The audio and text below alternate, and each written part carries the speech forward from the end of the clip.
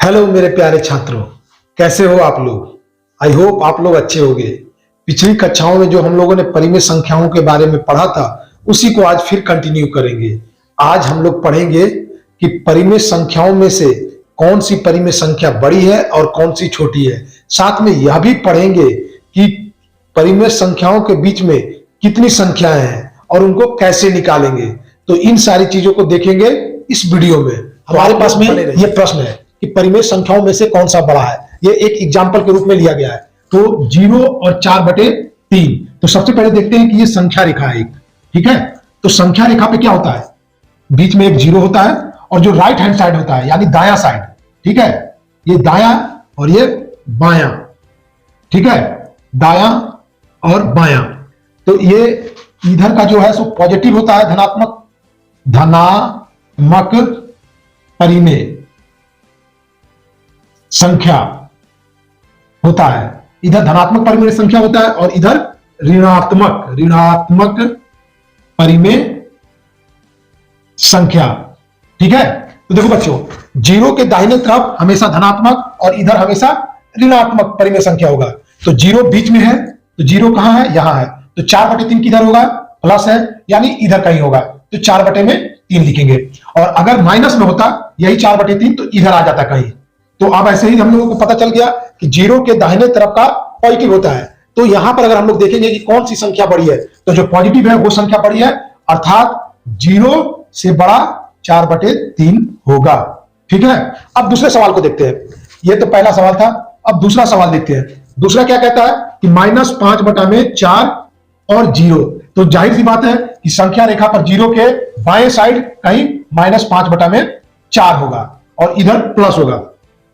तो ये क्या हो गया, ये 0 से छोटा हो गया। तो इस सवाल में कौन बड़ा हो गया, इसमें बड़ा हो गया 0, बड़ा हो गया किससे, -5/4। तो बस इतना ही सिंपल है। और ऐसे कोई भी प्रश्न होंगे उसको हम लोग निकाल सकते हैं। और देख लेते हैं एग्जाम्पल। जैसे अगर 4/3 कहा जाए और 5/6 कहा जाए, इनमें कौन बड़ा है, इनमें कौन बड़ा है, ठीक है। ये प्रश्न है, मानो इसको तीसरा प्रश्न कर देते हैं। तो अब इस सवाल को बनाने के लिए हम लोगों को क्या करना होगा, सबसे पहले नीचे का जो हर है उसको समान करना होगा। तो नीचे के हर को समान करने के लिए क्या करेंगे, इसका एलसीएम ले लेंगे। 4/3 और 5/6 है। तो 3 और 6 का हम लोग क्या करेंगे, एलसीएम ले लेंगे। 1 3 दूना के 6। तो ये कितना हो गया, 3 × 2 = 6। तो जब 6 हो गया तो हम लोग क्या करेंगे, अब इसके हर को बराबर करेंगे। तो जब हर बराबर हो जाएगा तो ऊपर का जो भी बड़ा होगा वही बड़ा होगा और जो छोटा होगा वही छोटा होगा। लेकिन अभी हम लोगों को ये क्लियर नहीं हो पा रहा है कि 4/3 या फिर 5/6 बड़ा है। तो इसको देखते हैं। 4/3 लिखते हैं और चूंकि एलसीएम 6 आया है तो इसमें ऊपर नीचे कितना से गुना करना होगा, 4/3 और ऊपर नीचे गुना कर देंगे। 3 दूना के 6 यानी 2 और 2 करेंगे तो ये एलसीएम जो नीचे का सेम हो जाएगा यानी 4/6, ठीक है। अब नेक्स्ट है 5/6। 5/6 ऊपर नीचे कितना से करेंगे, 1 से। 1 1 एलसीएम नीचे इसलिए लिए थे कि हर बराबर करें। तो 5 एकम 5 और 6 एकम 6। अब हमारे पास क्या आ गया, 4/6 और 5/6। तो अब हम लोग आसानी से इसको निकाल सकते हैं कि कौन सी संख्या बड़ी है। दोनों का हर समान हो गया है और ऊपर का 5/6 आप देखें और 4/6 तो 5 ज्यादा है, बड़ा है। तो इसमें बड़ा कौन हो गया, 5/6, अर्थात ये वाला 4/3 हो जाएगा छोटा और 5/6 हो जाएगा बड़ा। यही आंसर हो गया, ठीक है। अब हम लोग देखते हैं कि परिमेय संख्याओं के बीच में कितनी परिमेय संख्याएं होती है। तो आइए देखते हैं उसको कैसे। तो अब उदाहरण में हम लोग एक क्वेश्चन को लेते हैं। क्वेश्चन ये है कि -1 और 1 के बीच में 3 परिमेय संख्याओं को लिखें। के बीच में 3 परिमेय संख्याएं लिखें। ठीक है, ये हमारे पास में प्रश्न है। अब देखो -1 और 1 के बीच में अगर हम लोग 3 परिमेय संख्या लिखना हो तो हम लोग को लगेगा कि कैसे लिखें। तो जैसा हम लोग क्या पहले पढ़ चुके हैं कि किसी भी परिमेय संख्या में मानो x बटा में y कोई परिमेय संख्या है and y is not equal to 0, तो अगर x में किसी संख्या से हम लोग गुणा कर दें अर्थात m और y इंटू m, तो क्या कोई परिवर्तन होगा? नहीं, संख्या सेम ही रहेगा। उसी तरह से अगर x में हम लोग m से भाग दे दें और y में भी m से भाग दे दें तो कोई परिवर्तन होगा? नहीं। तो हम लोग इक्वालिटी में इसको पढ़ चुके हैं कि ये समान होता है। तो इसी फंडा का हम लोग इसमें इस्तेमाल करेंगे। क्या इस्तेमाल करेंगे कि कोई एक संख्या ऐसा लेंगे जिससे कि ऊपर नीचे हम लोग गुणा करेंगे दोनों में। जैसे अगर -1 में हम लोग 5 से गुणा करते हैं, इसके नीचे 1 छिपा हुआ है और गुणा किसमें करें तो 5 से ऊपर नीचे करते हैं, 5 इंटू 5। ठीक है, तो ये कितना आ गया? -5 बटा में 5। ठीक है, अब नेक्स्ट है 1। तो 1 को क्या करेंगे? 1 बटा में 1 तो लिख ही सकते हैं क्योंकि वो परिमेय संख्या है। तो इसमें भी हम लोग 5 से करते हैं, 5 इंटू 5। ठीक है, अब इसको क्या लिखेंगे? 5 बटा में 5। अब हमारे पास में दो संख्याएं आ गई, -5 बटा में 5 और 5 बटा में 5। तो इन दोनों के बीच में हम लोगों को अब संख्या निकालना आसान हो जाएगा। क्यों? क्योंकि हर इसका समान है। तो -5 और 5 के बीच में 3 परिमेय संख्या कौन कौन होंगी? तो वो 3 परिमेय संख्याएं कौन सी है? लिख देता हूं, संख्याएं कौन कौन सी होगी? तो -4 बटा में 5, -3 बटा में 5, -2 बटा में 5। ठीक है, और ऐसे हम लोग कहां तक पहुंच जाएंगे? -4 बटा में 5 तक। ठीक है, अब इसमें अगर प्रश्न पूछ दे कि इसमें कितने परिमेय संख्याएं होंगे इनके बीच में, तो उनको निकालने का सरल तरीका है कि बड़ी संख्या में से छोटी संख्या को घटा देंगे और सब में से एक घटा देंगे। जैसे बड़ी संख्या 5 है और इसमें से घटाएंगे -5 को। ठीक है, और एक और घटाना है तो क्या हो जाएगा? माइनस माइनस प्लस, यानी 10 - 1 इज इक्वल टू 9। तो कितने संख्याएं हो जाएंगी? 9। तो यह प्रश्न आपका हल होता है इस तरह से। तो अब देखते हैं कुछ संख्याओं को कि उनको बढ़ते क्रम में कैसे लिखा जा सकता है। तो हमारे पास में प्रश्न है -7 बटा में 10, -7 बटा में 10।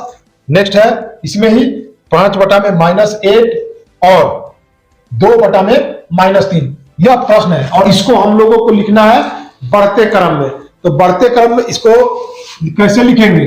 बढ़ते क्रम में लिखें। ठीक है, तो बढ़ते क्रम में कैसे लिखेंगे? सबसे पहले हम लोगों को क्या करना होगा पता है? अगर नीचे हर में माइनस है तो उस माइनस को उठा करके ऊपर रख देंगे अंश में, कोई फर्क नहीं पड़ेगा। जैसे -7 बटा में 10 और -5 बटा में 8, -8 था तो माइनस को ऊपर रख दिए। और नेक्स्ट है ये -3, ये कुछ ऐसा था, हाँ -3 है ये, -3। तो -2 बटा में 3 हम लोग लिख सकते हैं, कोई फर्क नहीं पड़ेगा। ठीक है, अब इन नीचे वाले जितने हैं हर, उनका हम लोग क्या करेंगे?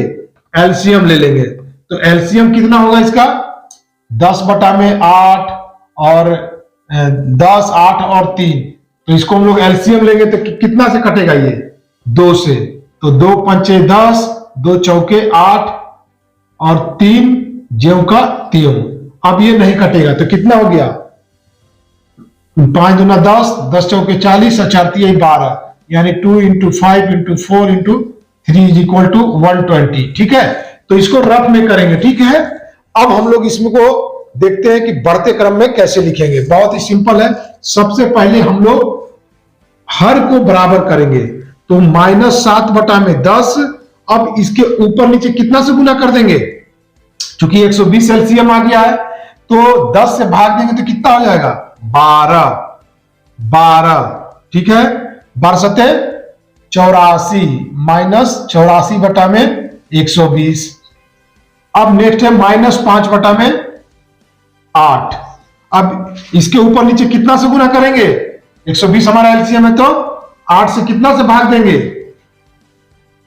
8 एकम 8, 8 पच्चे 40 यानी 15, 15 8 20 से, तो 15 गुने 15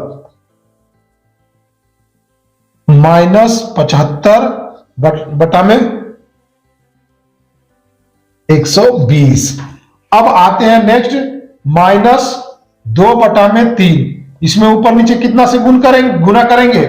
तो इसमें करेंगे 3 है तो 40 से करेंगे, ठीक है। भाग देखो, देख लो, इसमें 3 चौके 12, तो 40 हो गया।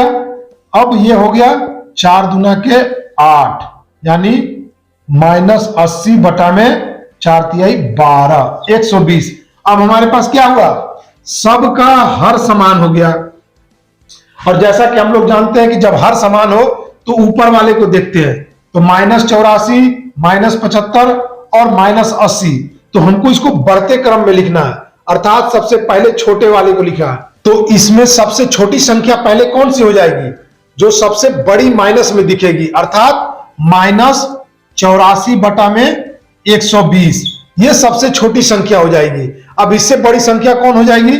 इससे बड़ी संख्या हो जाएगी -80 बटा में 120, और इससे बड़ी संख्या कौन हो जाएगी? -75 बटा में 120। अब इसका वैल्यू पुट कर देंगे तो इसका मूल वैल्यू कितना था? -84 बटा में 120 का, तो -84 बटा में 120 का था -7 बटा में 10, ठीक है। अब ये सबसे छोटी संख्या हो गई। अब इससे बड़ी संख्या कौन है? तो -80 बटा में 120 किसकी संख्या थी? तो 2 बटा में -3 की, तो 2 बटा में -3 इससे बड़ी हो गई। अब इससे भी बड़ी संख्या कौन हो गई? तो कौन बचता है? इससे बड़ी संख्या बचता है -75 बटा में 120, और यह संख्या कौन सी है? तो 5 बटा में -8। तो इस तरह से यह संख्या जो हो गया ये बढ़ते क्रम में हुआ। इसमें हम लोगों ने क्या किया? कुछ नहीं, सबसे पहले इनके हर का एलसीएम लिया और सारे का हर को बराबर कर लिया, और जो सबसे बड़ी संख्या है, तो जैसा कि हम लोग जानते हैं कि जो संख्या रेखा पर माइनस में बड़ी संख्या होती है वो छोटी होती है, और जो प्लस में होती है बड़ी संख्या वो बड़ी संख्या होती है। तो इस केस में भी वैसा ही हुआ, -84 बटा में 120, अर्थात -84 क्या है? बड़ी संख्या है लेकिन माइनस में है, अर्थात ये सबसे छोटी संख्या है। और उसके बाद -80 बटा में 120, ये इससे छोटी बड़ी संख्या है, और इससे बड़ी संख्या -75 बटा में 120 है। तो इस तरह से आज का यह क्लास यहाँ पर समाप्त होता है। आगे आने वाले क्लास में हम लोग और भी विस्तार पूर्वक पढ़ेंगे और उसमें जोड़ घटाव इन सारी चीजों को पढ़ेंगे। और अगर अभी तक आपने हमारे इस चैनल को नहीं सब्सक्राइब किया है और ऐसे ही वीडियो देखना चाहते हैं, मैथ सीखना चाहते हैं, क्लास 7 का और भी सब्जेक्ट सीखना चाहते हैं, 6 का सीखना चाहते हैं, 8 का सीखना चाहते हैं, तो इस चैनल पर बने रहिए।